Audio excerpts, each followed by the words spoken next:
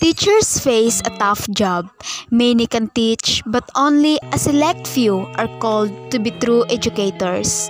That's because being a teacher is not just a job, it's a noble calling. Especially for those who dedicated their lives to the most remote corners of our nation. Join us as we delve into the journey of Mr. MacDonald Canales Melendres, school head of Banlas Integrated School.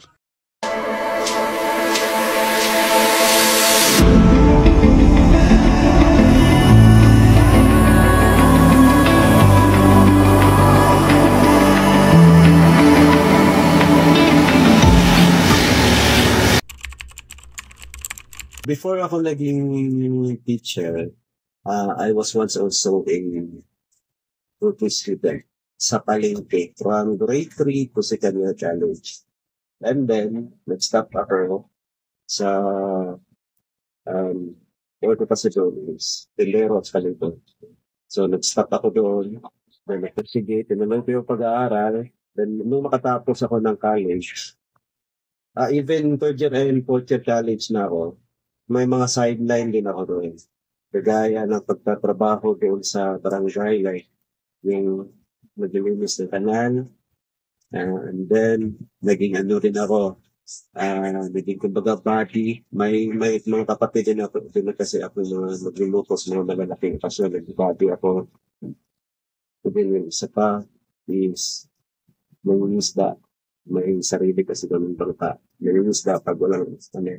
Then, nung makapagtapos na ako ng college, so, same pa rin, isda, then, kapag may nagpapagrass ka, isa rin yun sa mga sideline ko, or kumbaga, hindi naman pwede matawag sa sideline kasi yun lang yung pinatutunan ko din ng yung income. And then, after that, yun, take the exam, pasa, apply, mapangga.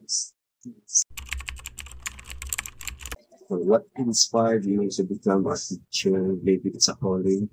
So calling siya kasi and then na-inspire din kami sa mga kapatid namin dahil and start kasi ang journey namin since may dalawa kami kapatid na unang naging guro. Kasi sa hirap nga ng buhay noon, sila ay naging working student at after nilang nag-working student at nakatapos, sila yung nauna nakapasok sa DepEd. So, and then pagkatapos nila, kami naman yung sumunod. So, naging inspirasyon namin sila, dahil yung sinasabi nila she is a noble profession. So, iba kasi pag sa teaching, makikita naman, doon makikita yung paano matala, paano may handle yung different, the diversity of culture. So, yun. Punta ko yun. So, doon kami humanga sa kanila, kaya sinunod din namin yung impact nila. Isang katulad din nila. Success story ko naman is yung bago lang ako nakapag-final defense ng aking thesis. As a pagtuturo naman, sa experience ko lang, mahirap talaga matuturo. Lalong na kung andun ka sa mga magagalong. But kahit mahirap, syempre, trabaho mo yun, sa calling, sinanggap mo yun. So, dapat gampanan mo ang trabaho. As a teacher, bigay mo ang lahat, i-share mo yung lahat ng knowledge na natutunan mo. Para naman, pagdating yung panahon, yung mga estudyante mo noon, ay maging success. Teaching shaped me as a person, napakarami. Before kasi, yun bang pag-teaching profession ka kasi or doon ka na sa loob ng classes. Marami ka rin matututunan habang natutunan ka. Isa na yun doon, kung paano mo i-handle ang lahat ng klase-klaseng mga bata, ng mga estudyante. Isa na rin doon, paano ka makapag-collaborate doon sa community at isa na doon at doon paano ka makipag-collaborate sa mga stakeholders doon sa yun lang, marami talagang mahirap talaga before. kasi nung bago ka, pero habang tumatagal, masasanay ka rin, matututunan mo rin lahat ng dapat mo tutunan kapag andun ka na sa field. Kapag na-experience mo na lahat yung mga sitwasyon doon ka nakaka-adjust, doon ka rin matututo kung paano mo ito i-adjust. Sa legacy naman,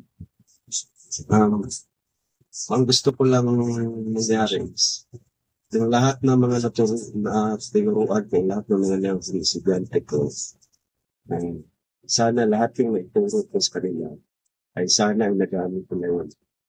At kung ano naman, to remember me, depende na yun sa kanila kung ma-remember pa nila ako. Basta ang akin lang, makita ko lang sila nakapagtapos, also study, so masaya na ako doon. Sa mga bagong guro naman, ito lang masasabi ko, kapag tayo binigyan ng pagkakataon na mabigyan ng item ang mahayag ng ating departamento sa edukasyon, huwag tayong mamili ng lugar kasi ngayon mostly sa mga items doon sa mga malalayong schools nilagay. So huwag tayong mamili kapag ando na tayo, please maging respectful naman tayo kasi so far na may mga nakikita ako mga baguhan na mga guro na parang hindi naman totally na walang respeto pero parang dapat may din gap sa kanilang mga guro mas nauna sa kanila yung mga experience kasi alam natin na yung mga matagal na guro yun ay mga may experience yun kayo nagtutunan.